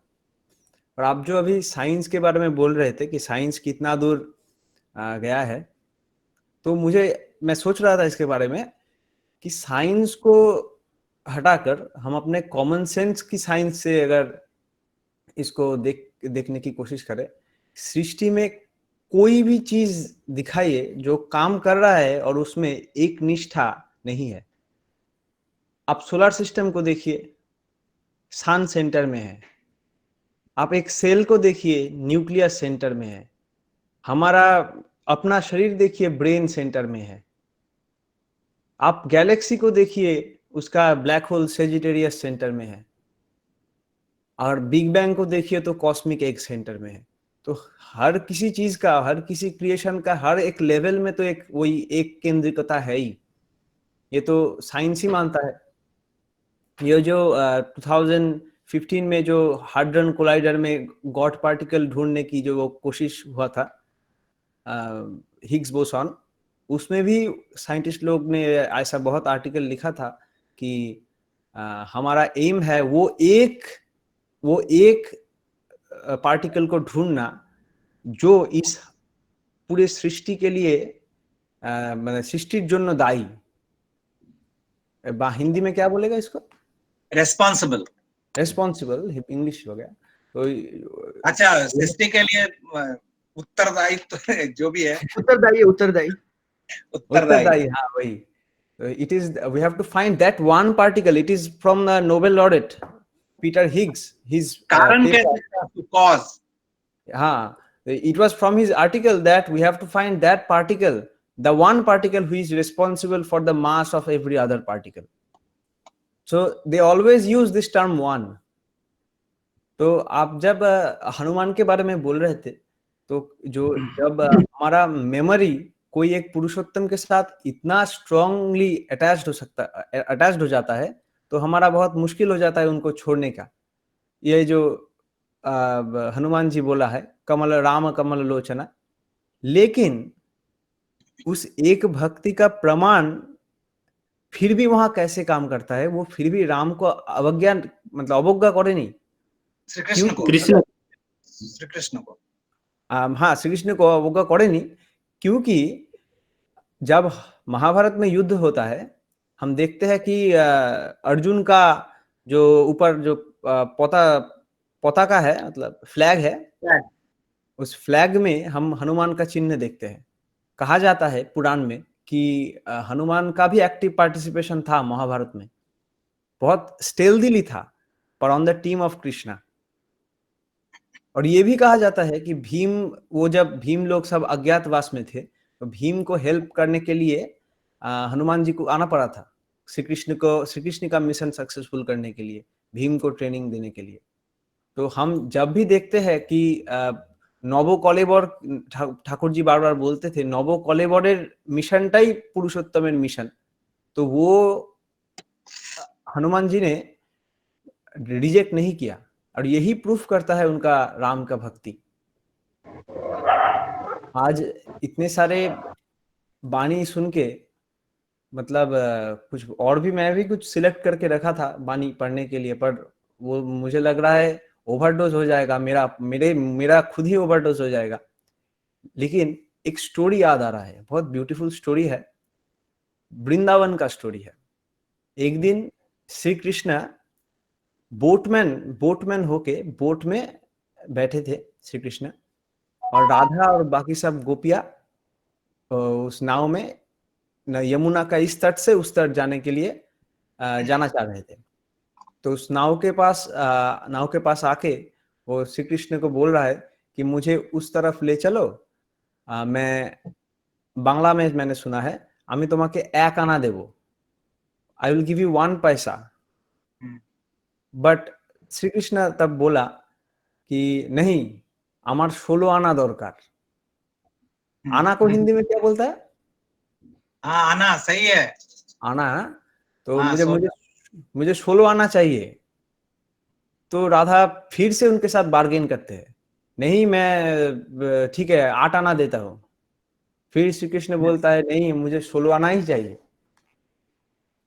ऐसे बहुत देर तक बार्गेनिंग होते होते फाइनली राधा राजी हो गए कि ठीक है मैं 16 आना देता हूँ, मुझे ले चलो। तो जब उसने 16 आना दिया तब श्री कृष्ण राधा को उसमें चढ़ाया और सबको चढ़ाया, चढ़ा के नदी पार कर दी। तो इस 16 आना ये एक यूजिंग टर्म है इडियम की तरह। 16 आना का एक और सिनोनिम होता है कंप्लीट। हम बांग्ला में बोलते हैं আমি ওকে 16 आना ভালোবাসি, इसका मतलब है मैं उसे कंप्लीटली, मैं सिर्फ उसे ही उसके सब कुछ दे दिया, एक आना भी मेरे पास नहीं रखा और किसी को भी नहीं दिया वो एक आना। तो इसमें एक मैसेज आता है, हमारा जो वैष्णव गोसाई जी है वो लोग इसमें हमें मैसेज देते हैं कि श्री कृष्ण को अगर हम एक आना भी नहीं दिया, उनका एक आना अगर किसी को भी दिया तो हम इस नदी को पार नहीं कर सकते। एक ब्यूटीफुल गान है भक्ति विनोद ठाकुर जी का लिखा हुआ, अनादि करम फले परी भवार नव जले तोरी बारे ना देखी उपाय। उस गाने में ये बहुत अच्छी तरह से समझाया हुआ भी है कि वहां पर लिखा है एहेनो समय बंधु केवल तुमी कृष्ण कृपा सिंधु। वो जो केवल है, हम जब पहले दिन में हम लोग एक वाणी लेकर आलोचना कर रहे थे सेकंड सेशन में, वहां पर लास्ट एक जो ठाकुर जी का वाणी खत्म होता है, कोई बोल्लो महाचेतन समुत्थान, वो जो कोई बोल्लो का बात है, वो कोई बोल्लो आता है केवल से। केवल मतलब दी ओनली वन। इस दी ओनली वन को सेंटर करके अगर हमारा ये जो आज हमारा एक दादा बोला अभी, जो कॉन्सेंट्रिसिटी, इंटेंसिटी और कंटिन्यूटी, ये कॉन्सेंट्रिसिटी टर्म को अगर हम तोड़ के देखें तो क्या होता है, कौन मतलब टू कनेक्ट एंड सेंटर मतलब सेंटर। हम जब जियोमेट्री में सर्कल बनाने का कोशिश करते हैं, वो सर्कल के लिए वो जो पॉइंट है, सेंटर है, वो एक ही पॉइंट होता है, एक ही डॉट होता है, दोनों डॉट नहीं होता। मैं यहाँ पर एक ठाकुर जी का वाणी है मैग्ना डिक्टा से मैं पढ़ रहा हूँ। Whoever loves or serves one or many shall lose them, but he who loves or serves one or many for his beloved the Lord shall have them। जो कोई भी सबका, you are for the lord का ही एक और representation है कि जो कोई भी, आप जितने आदमी से प्रेम कीजिए और उनको सेवा दे दीजिए, लेकिन अगर वो इष्ट के लिए नहीं हुआ किसी भी तरह से, तो वो सेवा उनको भी डेथ तक ले जाएगा और आपको भी डेथ तक ले जाएगा। ऐसा तो बहुत एग्जाम्पल हमें देखने को मिलता है। जो श्री ठाकुर जी का चलन में के साथ ज्ञात नहीं है, वो अपने बेटे को प्रेम से मांस खिलाता है, प्रेम से, बच्चा को अच्छा लगता है मैं खिला रहा हूं ऐसे, लेकिन वो प्रेम से खिलाना, उसका परिणाम क्या होता है? इंटेंशन तो ठीक ही था मम्मी का, मम्मी मछली खिला रहा है बच्चा को, लेकिन इंटेंसिटी तो ठीक, मतलब इंटेंशन तो ठीक ही था, लेकिन क्या वही फल मिलता है? क्योंकि उन्हें वो ट्रूथ पता नहीं होता। वो ट्रूथ ही एक इनकारनेट के माध्यम से हम जान सकते हैं। दादा जो बोले आप एकानुरक्ति, तीव्रता और क्रमागति, इस तीनों को इंग्लिश टर्म में क्या बोले? और तीव्रता और क्रमागति के बिटवीन डिफरेंस क्या है, उसको थोड़ा और अच्छे से बोलेंगे तो अच्छा रहेगा। तीव्रता और क्रमागति, क्रमागति का मतलब है कंटिन्यूटी, कंटिन्यूटी करते रहना, और तीव्रता का मतलब है इंटेंसिटी, और एकानुरक्ति यूनिकॉन्सेंट्रिसिटी ठाकुर जी ने नहीं कहा, ठाकुर कहा है कॉन्सेंट्रिसिटी। और जब कॉन्सेंट्रिसिटी वर्ड के अंदर ही यूनि वर्ड है, क्योंकि कॉन सेंटर, ये है कॉन्सेंट्रिक, सेंटर मतलब ही एक। आप अगर एक सर्कल को ड्रॉ करें जियोमेट्री में, तो सर्कल का वो जो कॉम्पस का सूच जब नीडल बैठता है तो एक ही पॉइंट में बैठता है, एकदम पिन पॉइंट में बैठता है, फिर सर्कल होता है। तो वो जो कनेक्टिंग टू द सेंटर जो है, वो सेंटर तो एक ही होता है। तो कॉन्सेंट्रिसिटी का मतलब ही है एकानुरक्ति। आज का हमारा जो 2 सेशन हुआ, पहले 2 पार्ट में, पहला जो था निष्ठा के लिए, निष्ठा से कि जो हमको करते रहना चाहिए, हेरेयावाटा बरং दुर्बलता नय को, वो जो पार्ट था, failure need not be weakness, to fail to try is weakness, वो जो हुआ। और अब जो आ रहा है स्पिरिचुअल हाइजीन, ठाकुर जी ने एक वाणी से इसे ब्यूटीफुली दोनों को मार्ज किया है। वो वाणी है निष्ठा मानेई लेगे थाका, ইষ্ট সত্তায় নিরন্তর ভাঙা চোরা হয় যেমন যে যার জানিস সেজন तेमन इतर। निष्ठा टर्म का मतलब ही है लगे रहना। किससे? इष्ट सत्ताय निरंतर। हम निष्ठा का बहुत सारे डेफिनेशन जानते हैं। निष्ठा मतलब प्रेम, निष्ठा मतलब भक्ति, बहुत जनरलाइज्ड हो गया है। ठाकुर जी बोलते हैं निष्ठा मतलब निश्चय से लेगे थाका। किस पे? इष्ट पे। निष्ठा माने ही लेगे थाका इष्ट सत्ताय निरंतर भाঙা চোরা হয় যেমনটি যার জানিস সেজন তেমন ইতর। जितना इसका व्यत्यय होता है, जिसमें जितना इसका कम होता है वो उतना इतर है। इतर का हिंदी नहीं पता दादा? मीन मीन नीच उतना ही नीच नीच, उतना ही नीच वो है। जितना इष्टो निष्ठा कम है उतना ही नीच हम है। ठाकुर जी इसलिए एक और वाणी में बोल रहे हैं, मतलब कितना इंपॉर्टेंट है इसलिए दिखाने के लिए कि 4 लाइन में एक ही वर्ड, 4 लाइन की वाणी 4 लाइन में एक ही वर्ड यूज किए हैं। इष्टनिष्ठाई मुक्ति तुम्हार, इष्टनिष्ठाई परागति, इष्टनिष्ठाई ब्राह्मी पथ, निष्ठाई तुम्हार जीवन गति। इष्टनिष्ठाई तुम्हारा मुक्ति है, इष्टनिष्ठा ही तुम्हारा परागति है, मतलब इसके बाद का जो गति वो भी उसका लीड करेगा इष्टनिष्ठा। इष्टनिष्ठा ही ब्राह्मी पथ, टू बिकमिंग का रास्ता, और निष्ठा ही तुम्हारा जीवन गति। यही निष्ठा होगा तुम्हारा लाइफ का मोटिव फोर्स। तो ये जो यहाँ पर ठाकुर जी ने बोला है बहुत इंपॉर्टेंट लाइन है। फिर एक जगह पर ठाकुर जी बोलते हैं एक भक्तिर विशिष्यते একনিষ্ঠ না হলে হয় না, বহু নৈष्ठिकता निष्ठार व्यभिचार छाड़ा और किछु नয়। ठीक है, हम निष्ठा की बात बोले पर इसका विरुद्ध में इसका जो ऑब्स्टेकल है रास्ता में वो क्या हो सकता है? वो रास्ता, वो ऑब्स्टेकल एक ही चीज है, उसका नाम है बहु नैष्ठिकता। स्पिरिट, जैसे सदाचार का ऑपोजिट होता है कदाचार, मतलब फिजिकल हाइजीन की तरह मुझे साफ सुथरा रहना है, इसका ऑपोजिट है मैं गंदा हो सकता हूं। मेंटल हाइजीन, मुझे हैप्पी और एट ईज रहना है मेरा माइंड सिस्टम को, इसका ऑपोजिट है मेरा माइंड को बहुत आवर्जना से माइंड को भर देना। इष्टनिष्ठा में स्पिरिचुअल हाइजीन का ऑपोजिट क्या है? स्पिरिचुअल हाइजीन का ऑपोजिट ठाकुर जी बोलते हैं आध्यात्मिक व्यभिचार, नॉट कदाचार, आध्यात्मिक व्यभिचार। और सिनोनिमसली से बोला जाता है बहु नैष्ठिकता। जब अब हमारा निष्ठा डिवाइडेड हो जाता है, ये एक तरह का लिबिडो जो है, हमारा लिबिडो का डिस्टॉर्शन है। अगर ये डिस्टॉर्शन हमारे जीवन में बना रहे तो ये हमारा लिबिडो को डैमेज कर सकता है। ठाकुर जी बोल रहे हैं বহু নৈষ্ঠিকতা নিষ্ঠার ব্যভিচার ছাড়া আর কিছু নয়, ওকে নিষ্ঠাই কয় না। সবাইকে ভালোবাসো, শ্রদ্ধা করো, কিন্তু ডিভোশন কনসেন্ট্রেট করো এক জায়গায়। ট্রাফিক লাভ ভালো নয়, ট্রাফিক লাভ ভালো নয়। শোনা যাচ্ছে? হ্যাঁ, তো जिस लाभ में ट्रैफिक কি হ্যাঁ ट्रैफिक আরেকবার পড়ে শোনাচ্ছি। সবাইকে ভালোবাসো, শ্রদ্ধা করো, কিন্তু ডিভোশন কনসেন্ট্রেট করো এক জায়গায়। ট্রাফিক লাভ ভালো নয়, মানে ব্যবসাদারি ভালোবাসা ভালো নয়। आज हमें उससे हेल्प मिल रहा है इसलिए उसका हेल्प ले लिया, कल उससे हेल्प लिया, उसे प्यार करते हैं, ऐसे प्यार ठाकुर जी इसको भक्ति नहीं बोलते हैं। और हम भक्ति बोले, हम लाभ बोले, जो भी बोले, ठाकुर जी बोला है कि concentration of devotion is love, है ना? तो डिवोशन हम कैसे समझे? ठाकुर जी बोलते हैं जोजन जाजन इष्टवृत्ति, जैसे ठाकुर ने बोला है, जैसे जैसे करने के लिए बोला है, जो भी सब कुछ दिया हुआ है ठाकुर जी का, अगर उसे हम मेंटेन करें तो वही एक मापकाठी है हमारा भक्ति का, और कोई मापकाठी नहीं है इस समय।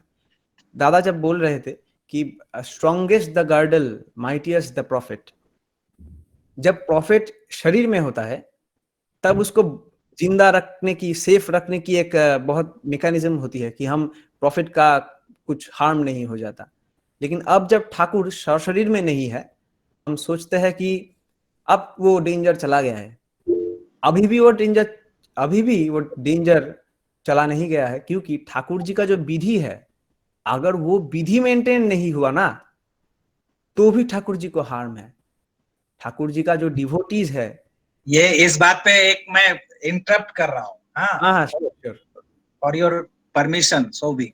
अरे श्योर श्योर। मुझे याद आ रही है कि एक डेलीगेशन आया हुआ था इंडिया में, तो शायद जर्नलिस्ट लोगों का ऐसा कुछ था इंग्लैंड से, तो वो लोग उन्होंने कहा था कि एक रशियन राइटर थे, मुझे अभी एग्जैक्टली याद नहीं आ रहा है, तो नहीं तो मैं कोट लिख के रखता। तो उस रशियन राइटर के बुक में वो लिखा था कि अगर जीसस अभी अगर आते हैं तो just to save the church, just to protect the church, we again crucify him, we will again crucify him. Exactly. हाँ, ये एक रशियन एक राइटर थे, उन्होंने एक लिखा था, बहुत अच्छी पुस्तक है। तो उसमें ये बात उन्होंने एक्चुअली चर्च एक्चुअली डेविएट जो कर रहा है from the path of Jesus, इसी पे कुछ उन्होंने लिखा था। तो कहा कि अगर अब जीसस अगर खुद अगर अभी आते हैं तो to protect the church we will again crucify him. तो ठाकुर इसका जवाब देते हैं, ठाकुर कहते थे जब हम एंटी जीसस पाथ पे चलते हैं तब हम उन्हें क्रूसिफाई करते हैं। मतलब जिस समय में हम जीसस की बातों की उल्लंघन करते हैं, अवज्ञा करते हैं, उस समय हम जीसस को क्रूसिफाई करते हैं। तो एक घटना मुझे याद आ रही है कि मानिकपुर, सभी जानते हैं यहाँ जुगल मंदिर जो है मानिकपुर का, तो वहां पे 9 जनवरी वनभोजन उत्सव होता है। क्यों होता है वनभोजन उत्सव? इसलिए होता है कि 9 जनवरी को वहां पे ठाकुर जी गए थे। जिस वर्ष 1969 ठाकुर जी का महाप्रयाण हुआ था, उसी वर्ष 9 जनवरी को वहां पे वनभोजन हुआ था। तो ठाकुर चूंकि बीच बीच में बौद्धा ठाकुर को लेके जाते थे, बौरमा को लेके जाते थे उधर घूमने के लिए। तो एक दिन ठीक हुआ कि वहां पर चूंकि विंटर सीजन था, वहां वनभोजन होगा, जंगल था, तो वहां अरेंजमेंट हुआ, सामियाना छोटा सा लगाया गया खाने पीने का, जो वहीं पे सब खाएंगे, सबको ही जाएंगे। तो कौन कौन जाएंगे ये सब ठीक हुआ, गाड़ी ये सब ठाकुर बौरमा को लेके बौद्धा जी गए, वहां फिर खाना बन रहा था, ठाकुर बैठे हुए थे। तो हुआ यूं कि ये घटना, पता है, ये घटना जब मैंने सुना था तो सुना था कि ये घटना वहां पे पिकनिक जैसा हुआ, वनभोजन जैसा हुआ, लेकिन ठाकुर बीच में छोड़ के चले आए थे। थोड़ी देर के बाद ठाकुर ने कहा कि नहीं मैं घर जाऊंगा, बोल के ठाकुर का वहां खाना नहीं हुआ था, भोग नहीं हुआ था। ठाकुर को बौरमा लेके चली आई थी ठाकुर बाड़ी, और वहां से जो बना था खिचड़ी या जो भी बना था भोग, ये वो बौरमा यहाँ पे लाके, यहाँ पे ठाकुर को खिला के फिर बौरमा गई मानिकपुर में। देन सब जितने गुरु भाई लोग, जो भी आश्रमिक जो लोग थे, आश्रम से जो गए थे, वो लोग सब मिलके सब वहां पर वनभोजन करके वापस आए थे।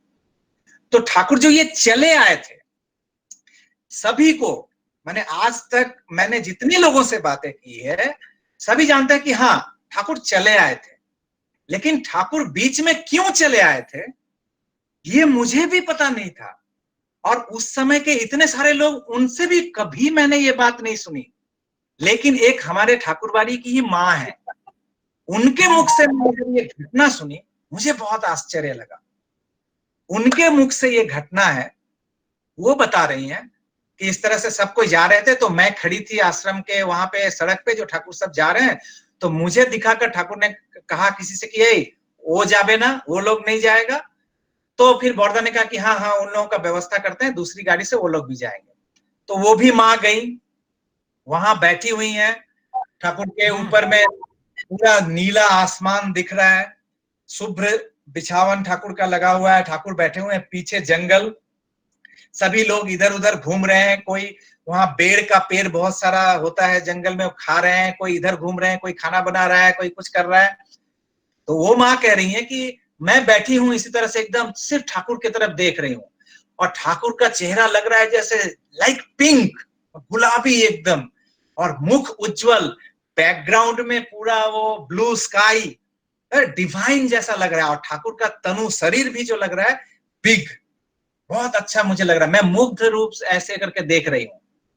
इसी क्षण अचानक वो जो रोड था, रास्ता था, वहां पर एक घोड़ा गाड़ी, टमटम, वो घोड़ा गाड़ी टक टक टक टक टक टक करते हुए आके वहां घोड़ा गाड़ी रुक गई।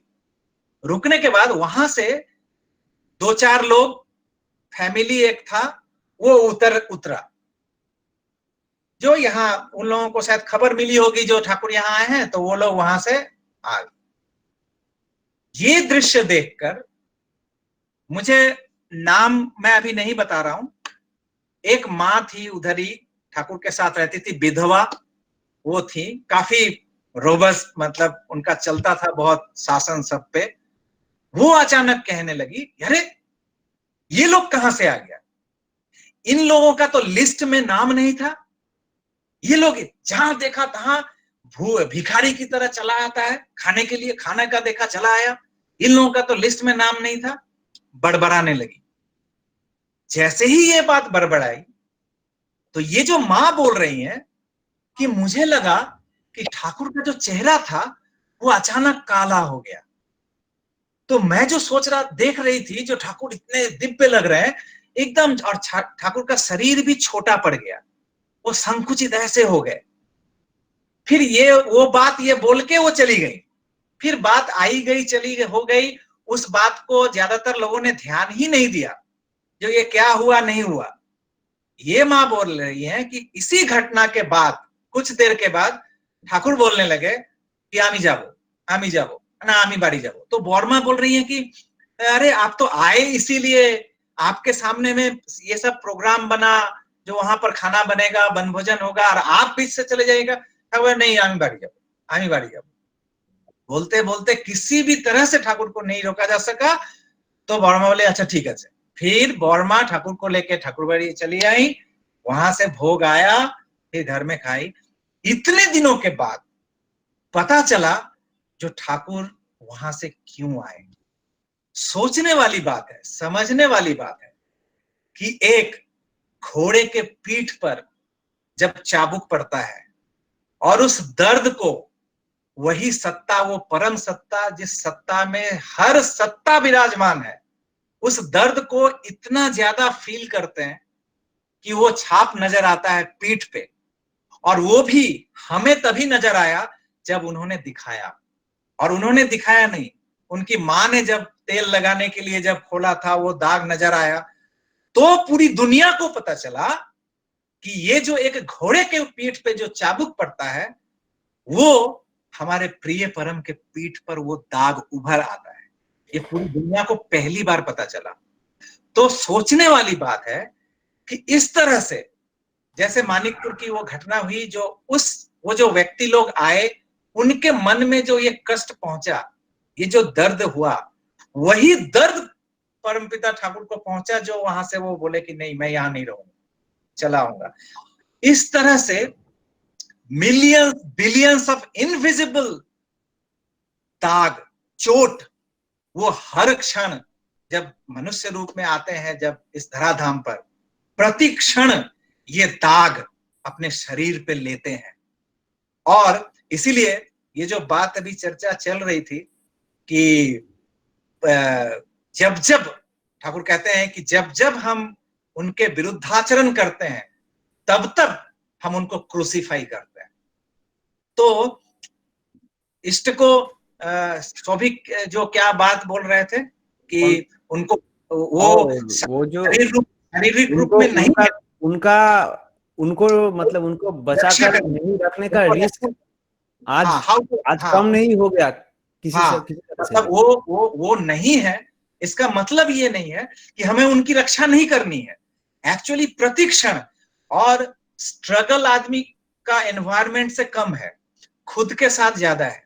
युद्ध जो है एक्चुअली, इसलिए ठाकुर कहते हैं कि सर्वप्रथम दुर्बलता के विरुद्ध युद्ध है। और ये दुर्बलता दुनिया का नहीं, परिवेश का नहीं, ये दुर्बलता इनसाइड, अपने अंदर। एक बार मेरे पिताजी की घटना है, ये सब चर्चाएं हमारी और बाद में होंगी। जब पिताजी ने पूछा ठाकुर से कि आगे अन्याय के तो प्रतिरोध कराई उचित, माने अन्याय जो है, इनजस्टिस है, इसको तो रेजिस्ट करना ही चाहिए। ठाकुर मुस्कुरा रहे हैं, वो घटना एक थी जिस घटना के परिप्रेक्ष्य में ये बात आ गई थी। ठाकुर मुस्कुराते हैं और थोड़ा गंभीर हो जाते, कहते कि हैं करा उचित, आगे भेतरे तारपर बाहरे, first inside we must resist the evil, लेकिन फर्स्ट इनसाइड देन आउटसाइड। दादा टाइम अभी 10:30 हाँ 10 हो गया है, सॉरी, मैं 4 मिनट हम लोग निकल चुके हैं, तो अभी हेलो ध्वनि दे देते हैं। आगे मैं कोशिश, हाँ मधु भैया बोलिए, क्या बोल रहे हैं? हाँ, in a nutshell, in a concluding session, हाँ। इससे आज overall all the hygiene discussion तो हो ही गया, मेंटल, फिजिकल एंड स्पिरिचुअल। हाँ। एक छोटी सी बात है, बाबा जी हमेशा कहते थे कि एक रुमाल अगर गिरा हुआ है तो रुमाल को क्या चारों कोना से उठाओगे कि एक कोना पकड़ के उठा लोगे? तो दैट इज द थिंग कि एक कोना से ही पूरा रुमाल उठ जाता है। मीन्स कि स्पिरिचुअल हाइजीन को जो जितना स्ट्रांगली, जिसको ठाकुर जी कहते हैं कि वर्ड आध्यात्मिक सती। आध्यात्मिक सती मतलब जैसे सती नारी होती है अपने पति के प्रति जो प्रीति इष्टान के साथ उसके अपने अस्तित्व को, उसके अस्तित्व के विस्तार में संपूर्ण समर्पित होकर लगाए रखती है, उसी आध्यात्मिक सती को ठाकुर जी कहे highest spiritual hygiene in coordination with the physical and mental hygiene. ये तीनों कोऑर्डिनेटेड होगा तो तीनों रीइंफोर्स होकर के हमारे वेल बीइंग को ईश्वर के प्रति उर्दमुखी लेके जाएगा। इन कंक्लूडिंग सेशन एक मिनट क्या मिलेगा? एक मिनट एक बात बोलना। जरूर जरूर जरूर जरूर। तो पति बोलने से मुझे याद आया एक छोटा सा घटना बड़ो माँ के साथ। एक ज्योति था, कौन उनका नाम नहीं ले रहा, वो ज्योति दादा ठाकुर जी के सामने आके बहुत बड़े बड़े साधना के बारे में बात कर रहे थे। बोल रहे थे कि अब मैं सब में ठाकुर जी को देखता हूँ, आप में ठाकुर जी को देखता हूँ, बौरदा में ठाकुर जी को देखता हूँ, छोड़दा में ठाकुर जी को देखता हूँ, सब में ठाकुर जी को देख रहा हूँ। बड़ो माँ वहां पर चुपचाप बैठे थे, चुप करके सुन रहे थे पास की घर से, और ठाकुर जी ऐसे कर रहे थे, वो अच्छा से ताई ताई वाह वाह। बड़ो माँ सुन रहे थे चुपचाप तो वो बड़ो माँ को नहीं देखा, बोल रहा था हम सवार मध्य ठाकुर के देखी, सब में ठाकुर जी, मैं मिट्टी में ठाकुर जी को देखता हूँ, इसलिए मुझे आना नहीं पड़ता हर वक्त, मैं अपने घर में साधना करता हूँ। उस वक्त बड़ो माँ दौड़ के आए, बोले बहुत बड़ो परमहंस হয়েছিস ना সবার মধ্যে ঠাকুরকে দেখছিস। वो जो बोला ऐसे गंभीरता से, वो उनका वो डर के मारे इतना सा हो गया। तो वो बोले क्या क्या भूल हो गया मेरा? बोले ঠাকুরকে সবার মধ্যে দেখছিস, ওই পরমহংস তুই তোর কাছে রাখ, কিন্তু ঠাকুরের সঙ্গে কারোর তুলনা হয় না, ঠাকুরের কেউ শরিক হয় না, ঠাকুর ठाकुरी। আমি এতদিন ধরে ঠাকুরের সঙ্গে থাকলাম, मैं इतना दिन तक ठाकुर जी के साथ रहा, अभी तक बड़ो माँ बोल रहे हैं, अभी तक ठाकुर जी का पैर का लास्ट स्मॉल फिंगर का एक नाखून भी नहीं हो पाया, और तुम हो रहे हो परमहंस, सब में ठाकुर जी को दिख रहा है, बड़ो खोका में ठाकुर जी को दिख रहा है, सबको सब में ठाकुर जी को दिख रहा है। ये परमहंस तुम अपने पास रखो, हमको बोलने की जरूरत नहीं है। ठाकुर जी चुपचाप देख रहे थे और हंस रहे थे। I think this story concludes all of our discussions today. Thank you, सभी को धन्यवाद। आज का सेशन हम खत्म करेंगे। जयदीप कोई है क्या कंक्लूडिंग सॉन्ग के लिए? मिताली माँ है तो गा सकते हैं। मिताली माँ जी मैं गा सकती हूँ। मिताली माँ है दादा ऑनलाइन? हाँ तो गाइए।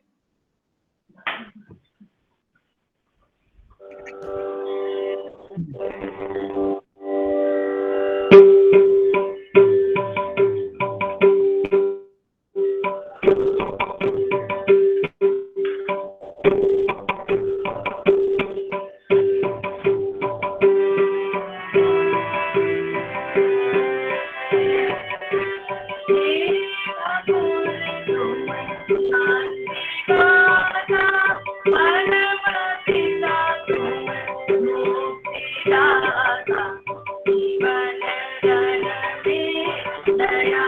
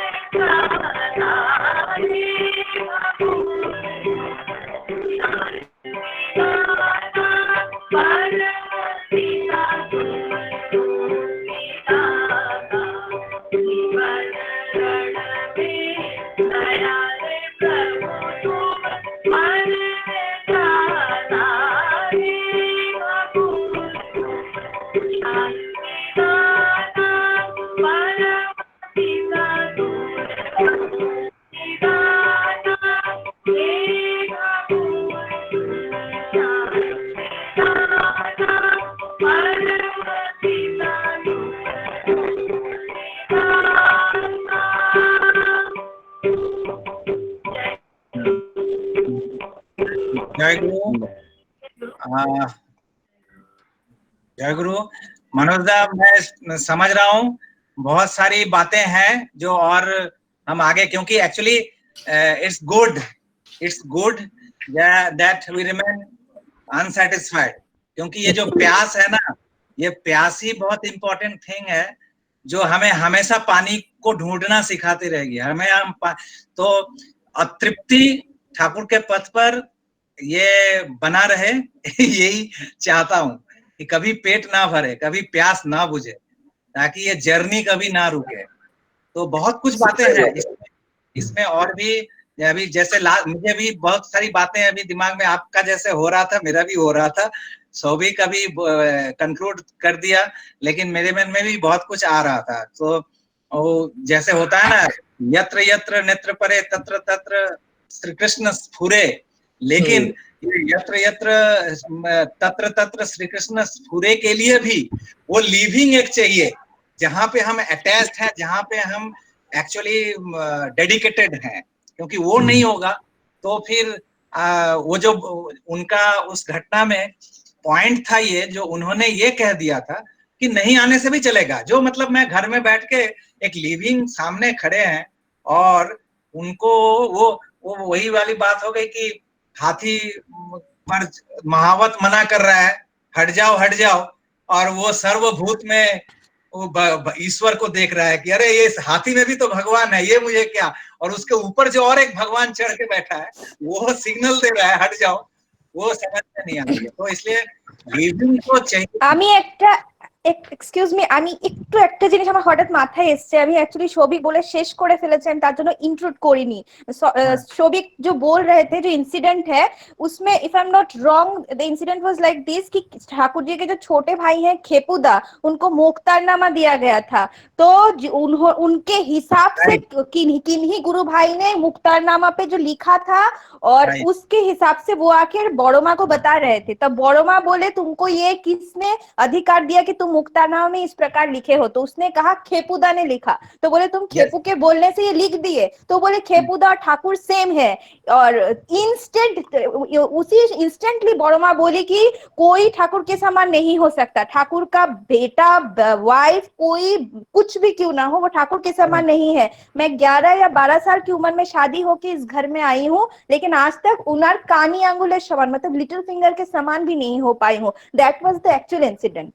ये ज्योति वाला इंसिडेंट में थोड़ा मुझे लगा उसको गड़बड़ हो गई है, but that was the thing.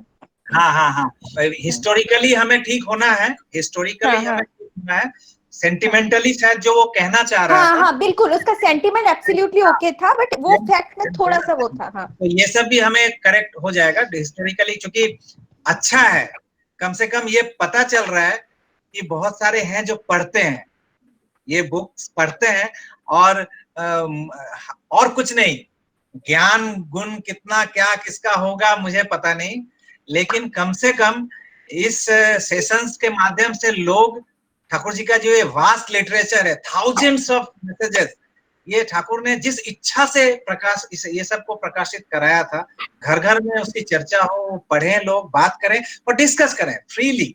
मतलब कंफ्यूजन अगर है उसको दूर करना ही है, जब तक दूर ना हो तब तक वही क्रमागति, जानो बा ना जानो, लेके ठाकुर जानो या ना जानो, ये कंटिन्यूटी क्रमागति बना रहेगा। ठीक है, तो मैं बस एक बात बोल रहा था कि ऐसे बहुत कुछ डिस्कशन हुआ, मालूम हमको कब में। I wanted to speak something about this cosmic examples, maybe next discussion. तो आज सिर्फ एक आलोचना प्रसंग का ही एक ये है कि ठाकुर को डायरेक्टली सवाल पूछा गया, वो जो श्रीनाथे जानकी नाथे वाला, और ठाकुर उसका उत्तर देते हैं। यहाँ पे मैं पढ़ रहा हूँ जगह, ठाकुरेर काছে প্রশ্ন করা হলো, শ্রীনাথে জানকীনাথে অভেদ পরমাত্মনি তথাপি মহাসর্ব কথা তাৎপর্য কি? ঠাকুর বলছেন, ধরুন আমি হয়তো নেই, আমার অবর্তমানে আমার ছেলেদের মধ্যে আমার সাদৃশ্য লক্ষ্য করবেন, তাদের ভালোবাসবেন আমার থেকে এসেছে বলে, কিন্তু তাদের ইষ্ট বলে ভাবতে পারবেন না তেমনি। अब मैं चाहता हूं कि this is the point, conclude यहाँ पे आज का ये हम कंक्लूड करेंगे, और नेक्स्ट कल को हम देखते हैं, चूंकि इतना हेक्टिक हो रहा है ना, और बहुत सारे और भी ये करने पड़ रहे हैं, कल का पता नहीं। एक पॉइंट है, हाँ एक पॉइंट है, स्वस्थ सदाचार कंप्लीट हुआ तो हम लोग स्वस्थायनी का नियम को भी डिस्कस कर सकते हैं 1 by 1। हाँ, स्वस्थायनी का भी कर सकते हैं। मैं फास्ट नियम चालू हो सकता है, एक सेकंड लूंगा स्वस्थायनी का फास्ट नियम। हाँ स्वस्थायनी का ये वो सब लेके पूरा, हाँ फर्स्ट नियम कल हम तब स्वस्थायनी का फर्स्ट लॉ हम डिस्कस करेंगे, तो ठीक है चलेगा। इसमें हम लोग ये भी स्वस्थायनी कैसे करना है, इसका भी एक जो है पर्टिकुलर वे आप डिस्कस करना होगा हम लोगों को। नहीं तो एक काम करते हैं, ये थोड़ा सा ये टाइम दो, कल स्वस्थायनी नहीं, कल स्वस्थायनी के लिए हम फिर आगे लेंगे, कल का हम दोपहर तक हम ये कर देंगे सब्जेक्ट जो क्या है, थोड़ा स्वस्थायनी अभी रहने तो हम करेंगे। ठीक है, आप सब्जेक्ट बनाइए, और आज का जो थोड़ा ट्रेलिंग डिस्कशन बाकी है, अगर कोई मौका मिलेगा तो कंटिन्यू करेंगे। प्रैक्टिकली हम लोग ने जो ये 3 सेशन किया है ना, दिस इज स्वस्थायनी, जो हेल्थ, फिजिकल, मेंटल और स्पिरिचुअल, ऑलरेडी स्वस्थायनी। तो मैं चाहता हूँ कि ये सब में भी थोड़ा सा कुछ अलग कुछ हो, ताकि ये इससे हम थोड़ा और आगे ना के फिर हम आगे इस पे आएंगे, और ये चलता ही रहेगा। और इस चीज को जो भी आज स्पिरिचुअल जो भी हुआ है, इसमें बहुत सारे क्वेरीज होंगे, और उस दिन भी बहुत सारे क्वेरीज रह गए थे जो हम वेडनेसडे को नहीं ले पाए थे। तो वेडनेसडे सेशन जो होगा वो हमारा कंप्लीटली क्वेश्चन आंसर सेशन है, जो भी क्वेरीज आ रहे हैं उसको लेके चर्चा होगी। और कल का हम दोपहर तक हम लोग रिलीज कर देंगे, क्या हम लोग चर्चा करेंगे, कल फिर से आएंगे। जय गुरु। जय गुरु, जय गुरु। हाँ जी।